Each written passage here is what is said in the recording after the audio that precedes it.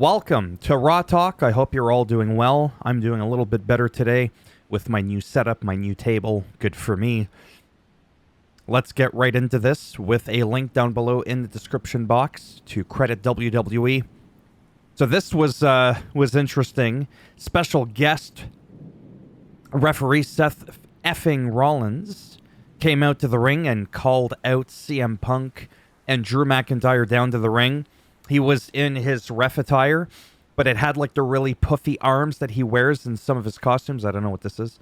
You could see it there. It was just hilarious. And then the leather pants and the boots and all that. He's really doing a good job with that costume, with pulling it off. And basically, when CM Punk came out, it was really cool because you could just tell he's having so much fun. And I'm sure some of the other guys are, but he's like the polar opposite of LA Knight. And what I mean by that is when he's coming out to the ring, he's going out of his way. He's like shaking everybody's hands. He's signing stuff. LA Knight's like, yeah, it's just like beam lines down, never shakes anybody's hands. I kind of wonder what's up with that because, hell, there's some heels that shake hands, like Drew McIntyre, for crying out loud. He even shook Samantha Irvin's hand. CM Punk did. And I feel like CM Punk's been bulking up a bit. Is it me or are those biceps getting a little beefy? The juicy beef. I don't know what that means. But anyways, his entrance ended up being longer than The Undertaker's, which is okay. And then Drew McIntyre came out. Punk says, I need to be cool, calm, and collect. C to the power of 3. 3 C's. Yeah. But then Seth Rollins said, hey, I'm in charge, bitch. Get back in the ring. That's not exactly what he said, but that's what he insinuated. So he was like, fine, whatever. And he's going to call the shots the way he sees fits. Seth might count to 20.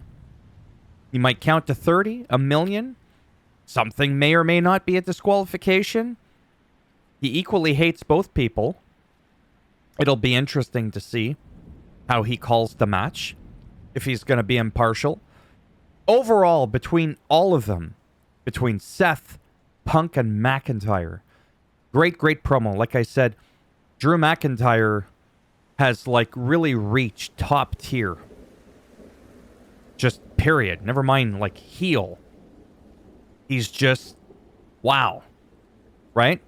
I've talked about triple threats before. That used to be like a terminology used back in the day for people that can act, they could sing, and they could dance. We don't want to see any dancing. And it depends who's doing it. In wrestling. But to me, I call them a double threat. Actually, no, you could be a triple threat. No, you can't be a triple threat. When you're a good wrestler, you're good at your promos on the mic and commentary. Commentary is different than cutting a promo. It really, really is. Punk is a triple threat. Really is.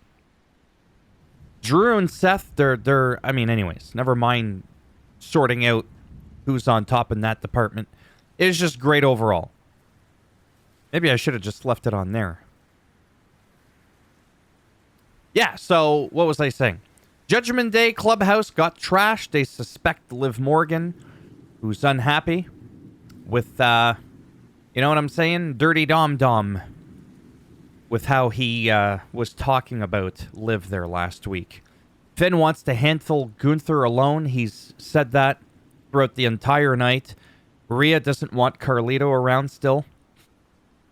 So I really like that Finn is like, hey, Priest, you do your stuff on your own. I'm doing my stuff on my own. So I really appreciate that. It's just something's going on in that clubhouse.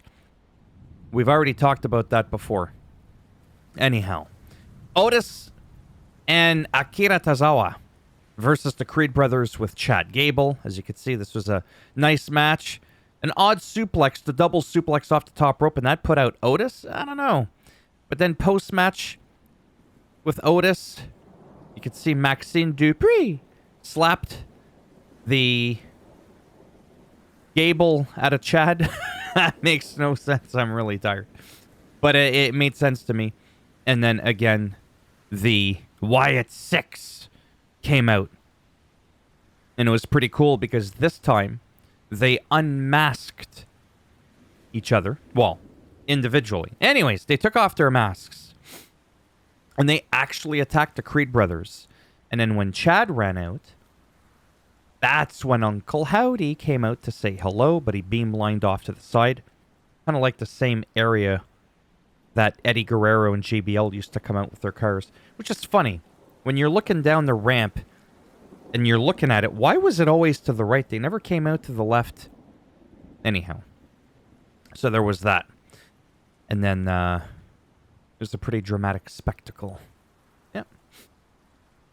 Sheamus versus Bronson Reed. White Noise. Oh, there, you could see it there. Eric Rowan and all them. Joe Gacy. Right there. Pete attacked Sheamus with a shillelagh. Look how I wrote shillelagh. Like a stick, a bitch stick. I don't know what a shillelagh is. I mean, I do now. This is becoming a very bizarre thing to me. Anyhow, Sheamus back to the top rope. Gets Big Bronson Reed up there. Holds him. Didn't just toss him with the other superstar pushing to give momentum. No. And that's after he's already been sweating like a mad bastard. Sheamus is one sweaty bastard. I wouldn't want to see him weigh as much as I did at my worst when I weighed 350 pounds. Like, wow. He sweats a lot. He must drink like 2 liters a day. He should be going to that Prime stand, gulping back some of the Prime mid-match. Otherwise, he'll go from white to red. So this rivalry, I still don't get it. I really don't. He actually injured himself. Right? Am I still recording? I am still recording. Good. 7 minutes already. Where have I even gone with all this? I don't get it. There's no way in a real life situation people are going to be like, really? You comparing this to real life? I am. Because realistically, no one should be that angry to the point where you would shillelagh slap somebody that is supposed to be your friend. You just, I don't know. I really don't get this whole thing.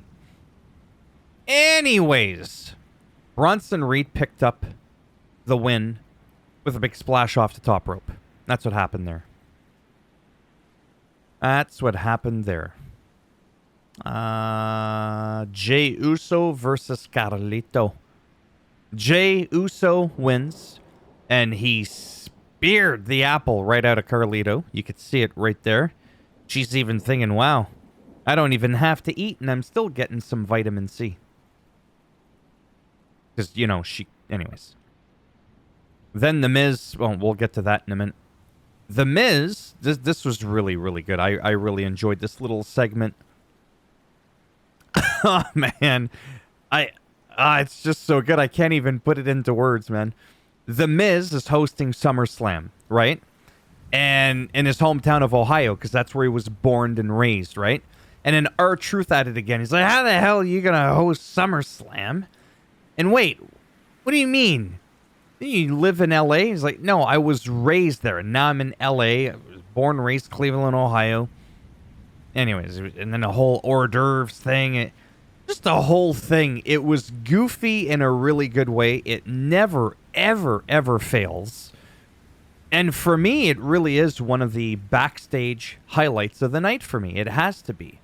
Because to me, it doesn't get much better than that. I mean, I remember Santino Marella. And he was really funny, too. Anyways, it's good stuff. Really, really good stuff. Xavier Woods gets defeated by Karrion Kross.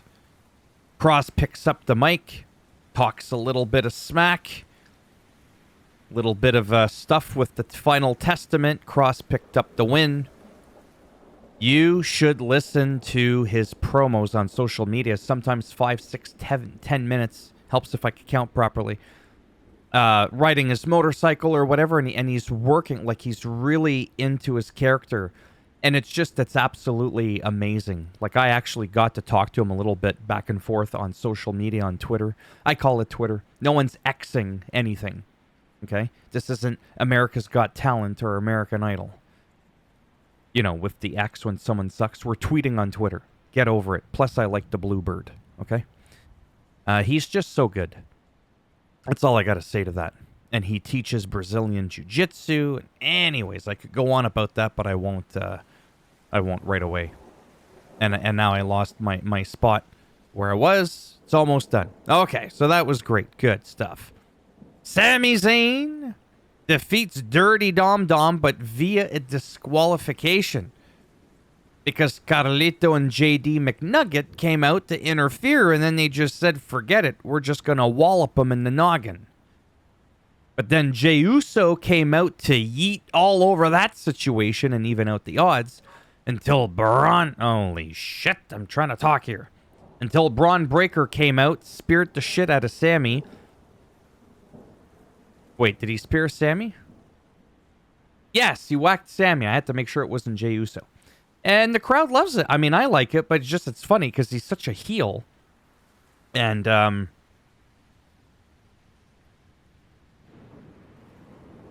yeah, anyways, this is what happens when I get carried away and I get distracted and everybody wants to text me during the few times that I'm trying to record here.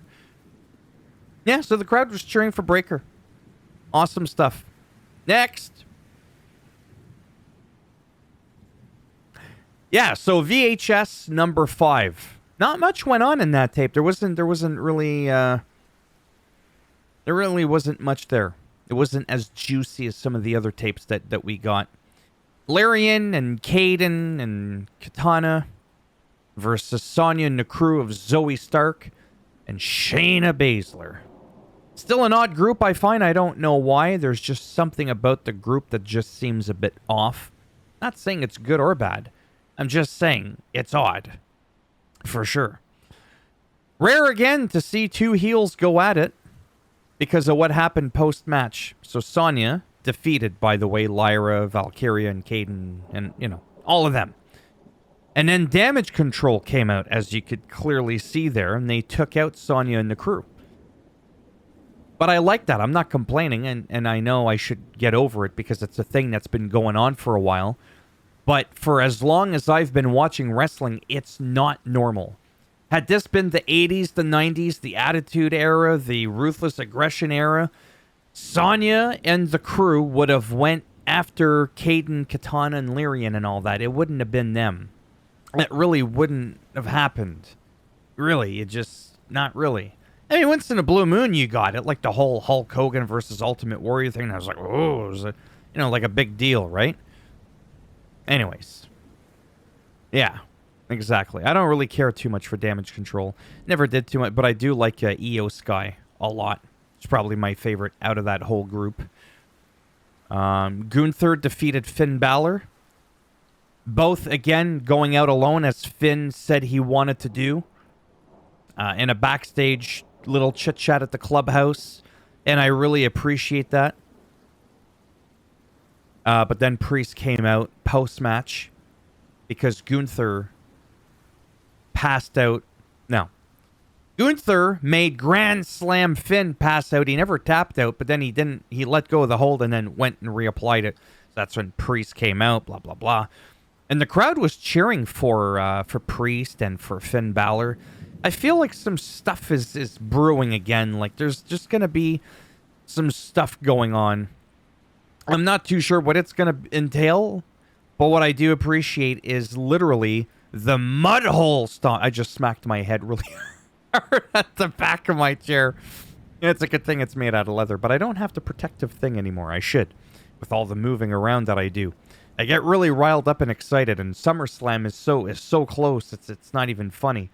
It really is. I'm thirsty, but I don't want to take the light bulb off of my thing because I usually have a cheap dollar store ring light around my nice DSLR camera, so you'd think I'd have a nice light, which I normally do from the dollar store. But I also have an Elgato Wi-Fi one. Anyways, I got a cup of water to raise it. Otherwise, if it's like down here, there's like a weird shadow and shit because my microphone's in the way. I put it on the cup of water so that it's... anyways. And you tell I got ADHD and some other stuff going on upstairs. So the mud hole stomping ensued all the way until the cameras went out. Well, they stopped rolling. I like that. This wasn't like magically all the security came out and all the refs came out. All right, break it up. No, they just let them go at it. That's how it should always effing be. Really, it should. And especially this close to SummerSlam, I'm surprised that that they allowed that. But I enjoy it either which way. Like I said, there's things I could criticize about the product under Triple H, which is now going on 2 years now already, that he's been like creative, whatever, director, CEO, LMNOP, whatever he is. I'm going to be making a video on that probably tomorrow, and it's going to be in response to somebody's tweet. That's right, on Twitter. Get over it.